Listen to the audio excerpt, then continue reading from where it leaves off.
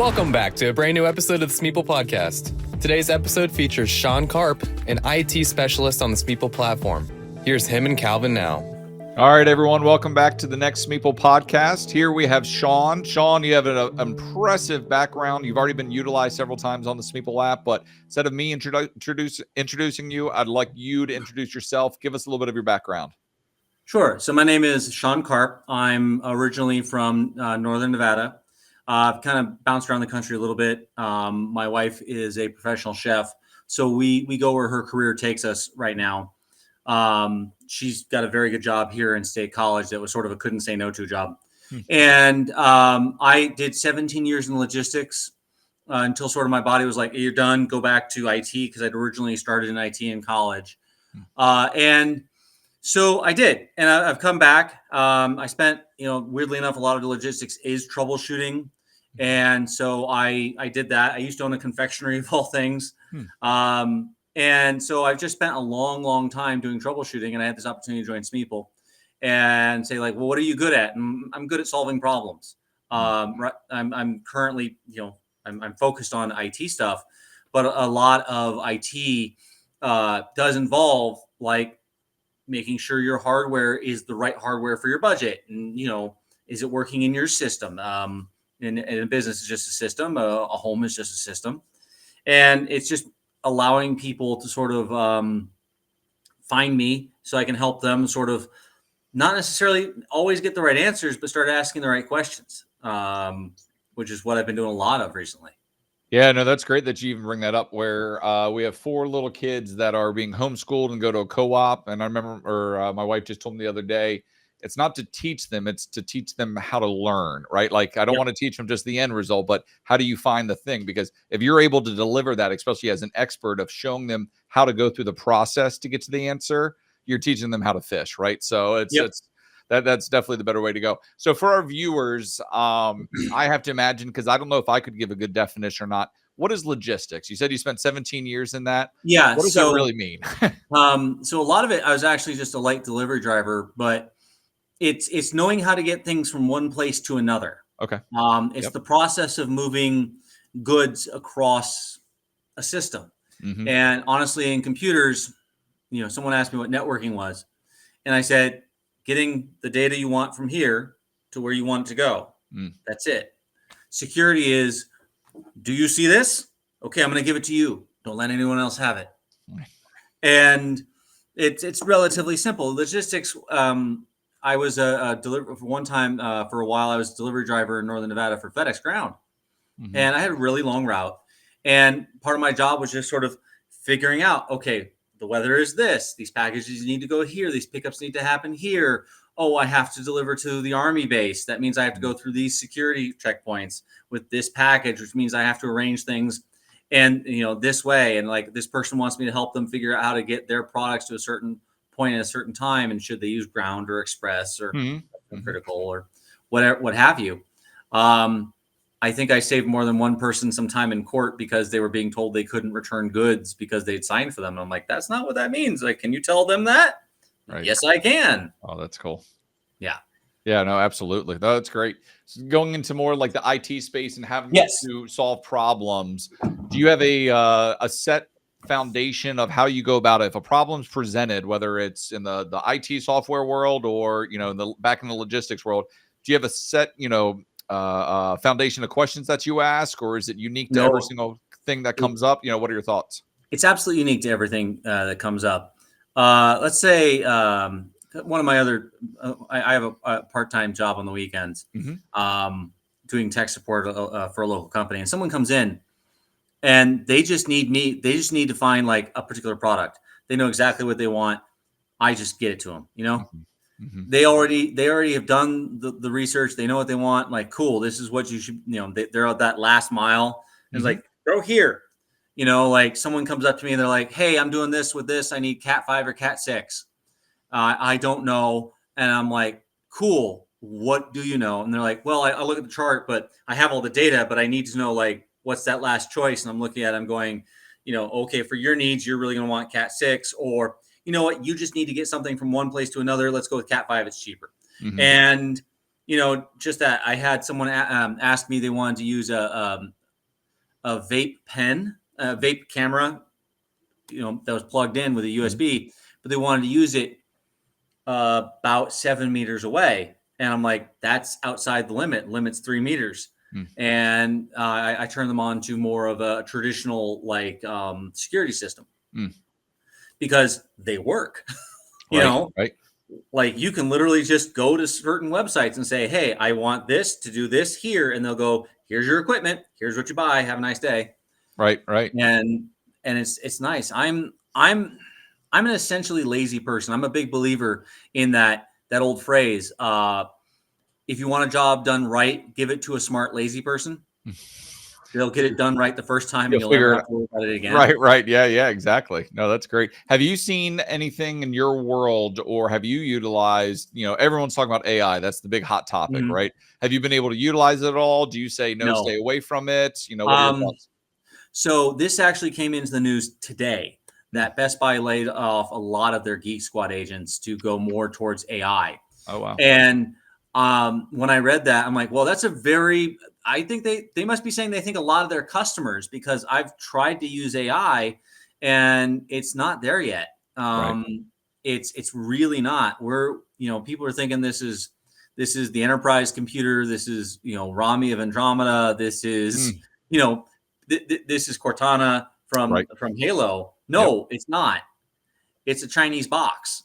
That's a puzzle where basically someone comes in and they get a character and they match it up to other characters and they send it out and they're responding to it. But are they really they're not able to read or understand Chinese? They're just following a set of instructions.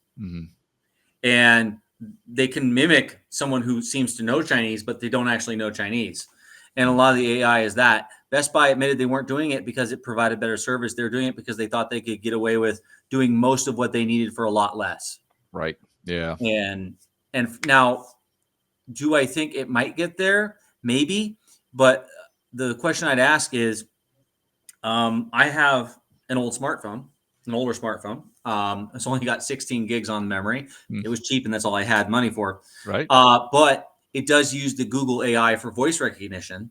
And how many of us have looked at what Google AI's voice recognition says when it has files on your voice on your phone and went, I didn't say that.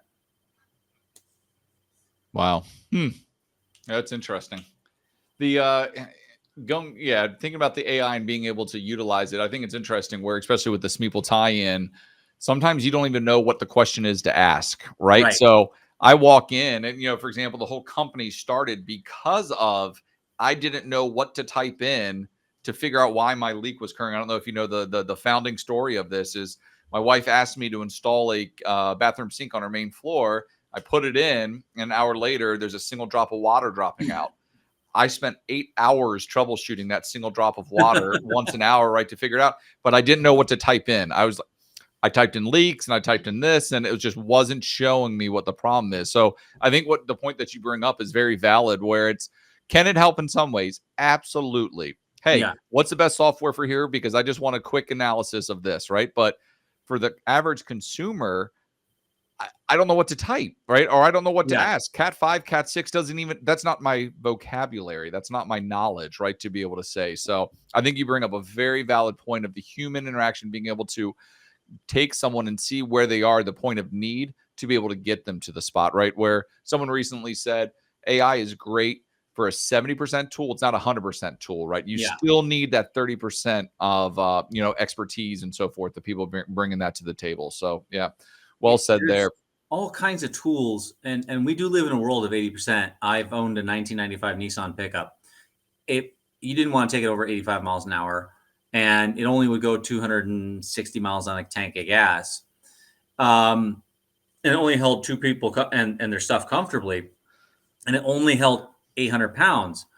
But it was otherwise cheap to run. It was cheap to own. It was easy to fix. It did most of what I needed it to, and I kept it for 8 years for that exact reason, because it was good enough. And oftentimes good enough is that way. I mean, look at the 12-ounce household hammer, the claw hammer. Yes. That does 100%. That does 100% of 80% of the stuff you need it for. Right. we don't need to most people don't need a blacksmith shop of tools. Yes. But if you're a blacksmith, you need those hammers. Mm-hmm. Because you will come across something where you need some weird funky shape because it does that one thing that nothing else does. Right. I don't know about you. I have a 5-pound cross peen hammer because sometimes I need something slightly massive. Right. Yeah, absolutely. So looking back at your career to get you the spot that you're at now, a lot of people say, hey, go to college, specialize in this, get really, really good at one thing. Other people are saying get a wide variety of positions, jobs, etc., to make you better as you go, as you get old like me. Do you have any recommendations on that for the younger generation that's listening in regards to what your real focus should be? Gen X proud. Right. I'm older than I look. Right. I can absolutely say that the worst advice I ever got was to go to college and study what you're passionate about. Mm-hmm. If I had been told at like 16, 17, 18, yes. find a job that, you can tolerate, that pays the bills, right. and, go have fun with the rest of your life, I might end up like a mechanical engineer or a park ranger, right. Something that I could have dealt with. Unfortunately, like one parent wanted to be a lawyer since he was age 5. The other parent wanted to be a teacher since she was 6. Mm-hmm. So like, they didn't know anything else. And here I am with I remember growing up and going to several colleges because I didn't know what I wanted to study. I studied culinary arts, emergency medicine, computer science. And finally people were like, well, you have all these college credits. Why don't you have a degree? So I got a degree in general studies. Right. And they went, okay, but why that degree? That's and there's this misconception that a college degree is actually worth something. Right. Partly it's the person. All right. Like I met a guy with a bachelor's degree in math. I took a math class from him. He was amazing. Okay. Mm-hmm. He was so good at math. This guy, he taught math well. He did math well. Right. He went for his master's degree. And then, if you remember 2008, the crisis, the financial crisis, people went to law school. And my dad told me that way more people were going. And there were a lot of people who went to law school who really should have been lawyers in the first place. Right. Yep. Because there were a whole bunch of people who went to law school because they thought they just wanted to be lawyers and they had no business in law school. Now they had a law degree they couldn't use. Yep. Not that they couldn't use it, but they were not the right people to use it. Well said. I met somebody who had a bachelor's in science and computer science from NC State University when I lived in Raleigh. Mm-hmm. Not a bad school. Mm-hmm. Okay. You get a computer science degree from NC State, you're doing okay. Mm-hmm. All right. It's not easy to get, but he couldn't have passed the A+ exam, and I had. Mm. It was a basic technical certification, and he couldn't pass it because he just hadn't studied that. He had not learned that kind of thing. He could program me into the ground. Let me tell you, that boy knew C++. Right. So if he wanted to be a systems engineer or a programmer, he was set up. But if he wanted to be a technician, or if he wanted to work on networking, or if he wanted to work on security, he didn't have the background of skills because he should have taken like physics or chemistry. He should have taken criminal justice. He should have taken things that get you to think about things, math, right. So I would say only get a degree if that's what you want to do. If you're looking for a job that's going to pay, I tell the people of today, the electricians are hiring. Yes. Or, hey, what do you want to do? Like, do you not care? Are you physically healthy? Right. The military's got a lot of really cool, interesting jobs that, you can't do elsewhere. Like, I know people that went into the military just for something to do and then went, oh, that looks cool. Can I do that? Yes. And, since I'm going to be here anyway, can I go do that? Yep. A lot of wisdom with that, where I remember my wife and I saying, are we going to pay for college or not if our kids want to go to college? And yeah, she foolishly said that, well, if they don't know what they want to do, they can go in for a year. Right. And then they figure it out after that. I said, you are crazy. There's no way I'm paying. Like, there's only, if you have to go to college to get to where you're going and you are dead set on that one, then yes. Right. I can fully understand sending them to college. But I said, the options for the military, options to go work at a business and culinary, right? There's so many more options than No. just Don't immediately don't going. go into food service unless you really love it.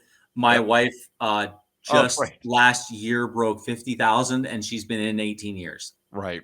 Yeah. And she So, has the second highest certification at a national level you can have. wow. Right. Yeah. Like, But there's only one higher. And if Yep. you've heard of the MOF exam, the Manœuvre de France, the Craftsman of France, Mm-mm. the exam that she has, the certification she has is one step below the American equivalent of that. And like, she's going nuts at her job. If she did as a chef what if sort of that level of responsibility was done in any other company, she'd be making $150,000. Right. Yeah. No, that's interesting. Great reminder too, though. And I try to tell people this all the time. Money definitely is not everything, right? So No, if you do have that passion, run with it, right? And right. if you do have an interest, run with it, right? Because I don't think enough people say that at the end of the day. It really matters more of how you do the job than it matters what you make from that job, right? So clearly, paying the bills, all that stuff, totally important. But we all get one shot at this, whatever your beliefs are in the long run, right? Just do something that you absolutely love. So, well said on that one. What do you think a good way in regards to like in the IT space? If someone says IT sounds kind of cool, but they're just not sure, right? Do they have the skill sets for it? Do they get what would be a good thing for them to do? An online class, go attend a seminar? This would be this is going to sound a little weird, but hang with me. Okay. There's a cheap way to get it done. Buy a used beat up car with good bones. Take someone with you who knows cars. Mm-hmm. Buy that car. Now get it working. Now work on it for 6 months. Keep it up, keep it running, make it your main car. Make it, if you can find a manual, great. If you can't, oh well. But find something small, an older Japanese vehicle. If you really want to torture yourself, an Italian car, and keep it running. And if you can't do that, don't go into IT. And I'm assuming you have the tools, you have someone to help you, you have the money. Money's not the problem. Tools aren't the problem. Yep. The mental acuity to get to that point. You'll save money, time, and frustration. And at the end, you'll still have a car you can sell. Right. But the 4 certifications I have required 5 total tests. The 4 CompTIA certifications I have that we're testing, because I have 2 that are stackable, which means you have to have these certifications together equal, meaning that you have learned enough to qualify for this one. And those tests, just the tests, is $2,000. And I went through some federal programs. I found a workaround from where I was. It allowed me to take some courses that would help me for prep. But I had already been working on computers for years before I went into logistics. And I was an idiot. I probably should have I didn't have the money for the exams back in the day, the A+ exam that I now have. I didn't have it when I was 20. I should have just borrowed it. Retrospect. Hindsight's 2020. Right. But the reason is that if you spend $2,000 and then find out you're no good at this kind of thinking, then you don't have anything you can do anything with. At least with a car, you can. And the reason I said that is because an IT director I know in the Research Triangle, he said to me, give me a baker who can tear apart a recipe. Give me a line cook who can fix the foretop. Give me a mechanic that can kind of just work their way through a problem, and I can turn them into an IT tech. Wow. But if you give me somebody with a computer science degree who can't fix a car, and I don't mean necessarily turn wrench, but kind of work their way through the problem and go, oh, my car requires XYZ. I'm going to give that to the mechanic, just to get to the right answer. Yeah, that's fantastic. Yeah, I appreciate you saying that in regards to the process that goes into even thinking of, how to get down that road. So yeah, you're completely right on that one. So I appreciate you sharing. I'm getting yelled at by my creative director. That went way too fast, which means we have to have another podcast soon. Sean, you have been fantastic and amazing. So thank you so much for being part of this and joining our podcast. Look forward to talking soon. Looking forward to talking soon. Good luck with all the rest. Yeah. Thanks for tuning into this episode of the Smeeple Podcast. Please remember to rate us 5 stars and know that you too can talk to Sean Karp one-on-one in the Smeeple app. But until then, we'll see you real soon on the next episode of the Smeeple Podcast.